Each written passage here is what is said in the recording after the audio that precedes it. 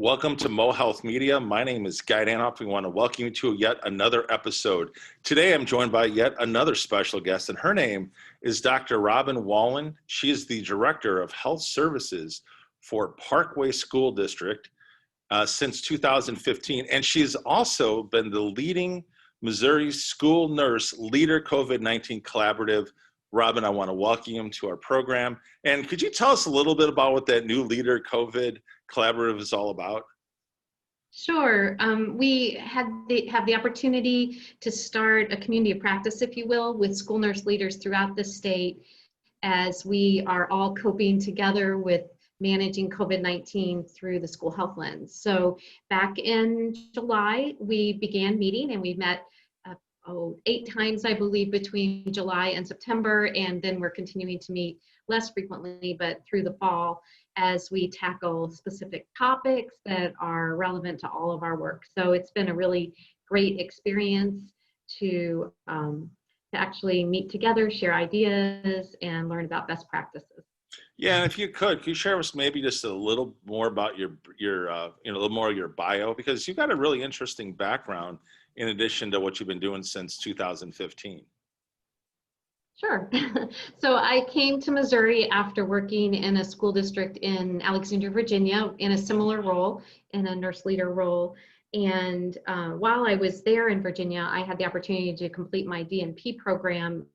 And part of that program resulted in a fellowship at the CDC in the school health branch. So that was a very unique experience and a great opportunity for me to learn more about the science behind our practice. So I have a real appreciation for that. And also I think I brought to the branch the boots on the ground experience, the school nursing. So I learned a lot about chronic disease management in schools from a science lens, and have been able to embed that into my practice. Well, absolutely. When I saw the CDC and the connection, I know I got real excited because you're going to be talking about some fun stuff today. And we're starting with your number one passion, which is school nurses. So why don't you talk to us what's about to happen at Parkway and how nurses are involved in this process?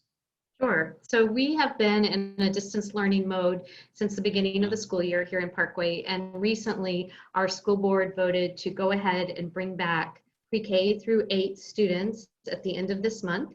I think everybody will be back by the 27th of October. And then last week, they also extended that to bring back high school students as soon as we can. So we don't have a return date for our high school students yet. There's so many logistical things that need to happen to make that work. But we're hoping to bring them back also sooner as opposed to later. So as you can imagine, the school nurses in my district are gearing up for what this is going to mean for their practice. It will be a dramatic shift for our students and our staff and our school nurses. So we're focusing a lot now on making sure we have the supplies that we need, that we have protocols in place, that we have methods for communicating to parents about illness symptoms and guidelines, and what quarantine and isolation might look like for their students. And also, I think a really big piece of this is completing our contact tracing. Right. So we've developed a system in Parkway to manage contact tracing in the school settings.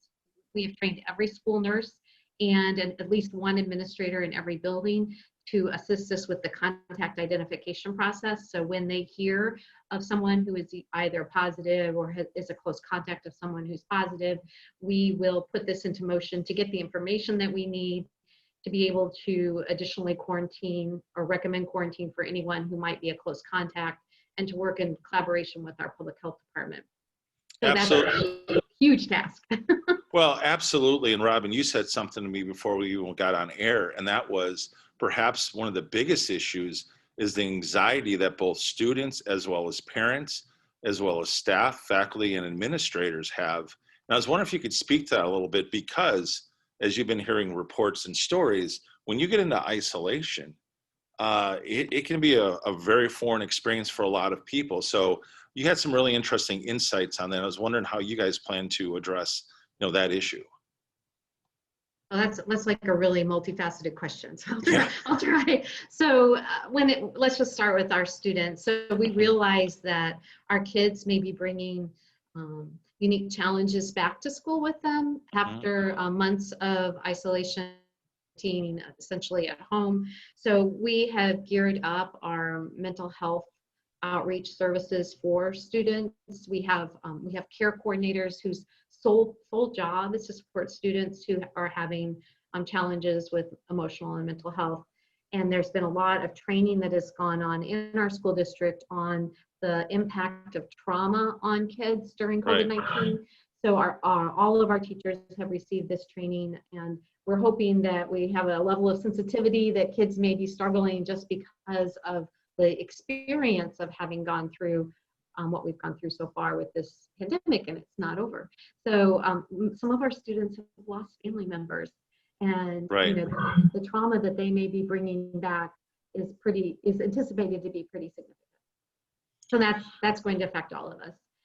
I'm also really sensitive right now, though, to the anxiety and fear that our staff have in coming back into our buildings. So they've been, many of them, working from home, and with a sense of security that you might be losing that sense when you're going back into the workplace. So we are in the process of using a bunch of mitigation strategies to try and reduce risk. So I really do feel like we're going to be doing the best that we can to reduce risk in the school setting.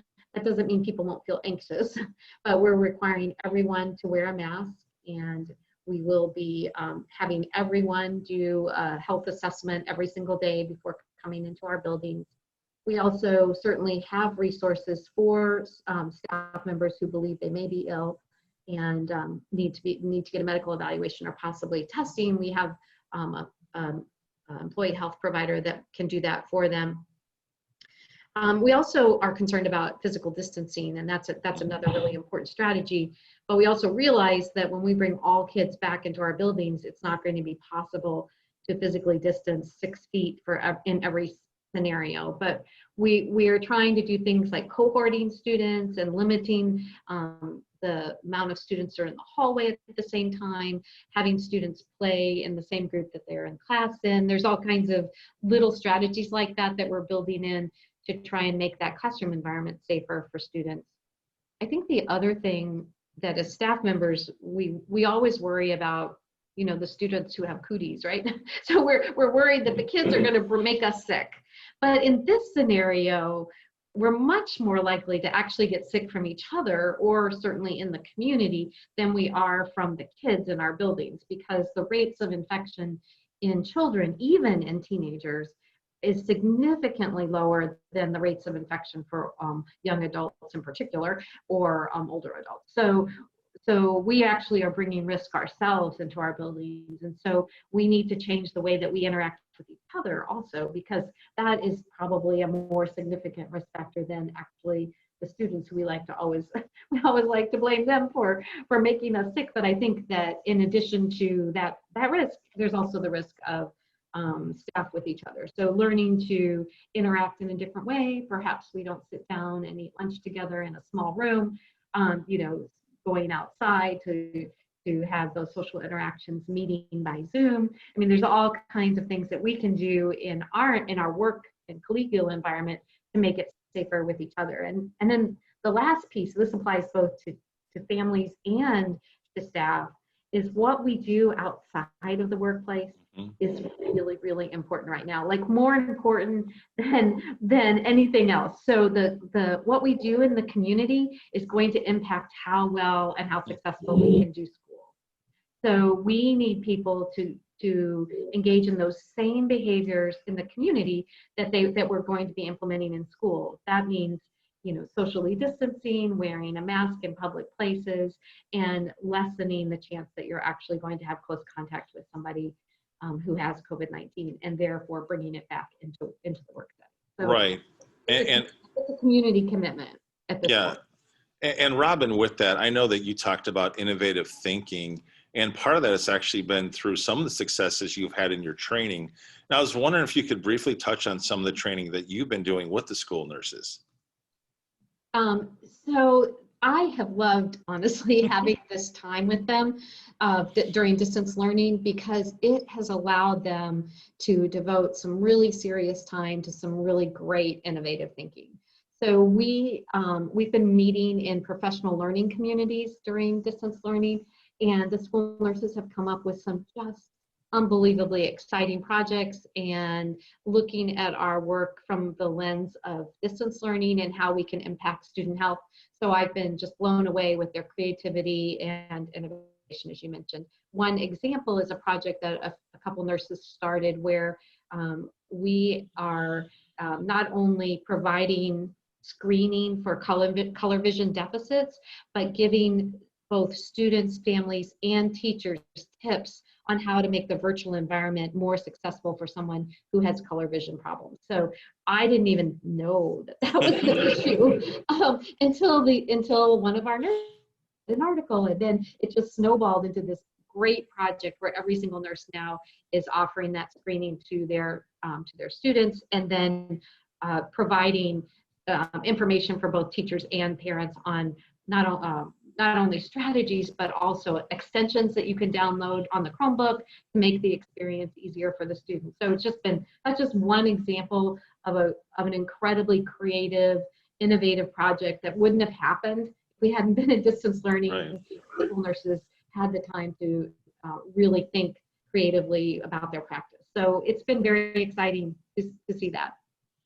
Well, Robin, I love when you share that, because that was a cool story when you were telling me about that. Again, so many innovative things that are getting, when you can kind of, put together a brain trust of people, right, and draw on the collective geniuses, you get these kind of outcomes. So I appreciate you sharing that. So kind of wrapping up, I was wondering, because I know you're big on resources, where are some places that you can direct our viewers to get some great resources, especially as you had this whole the school nurse leader COVID-19 collaborative?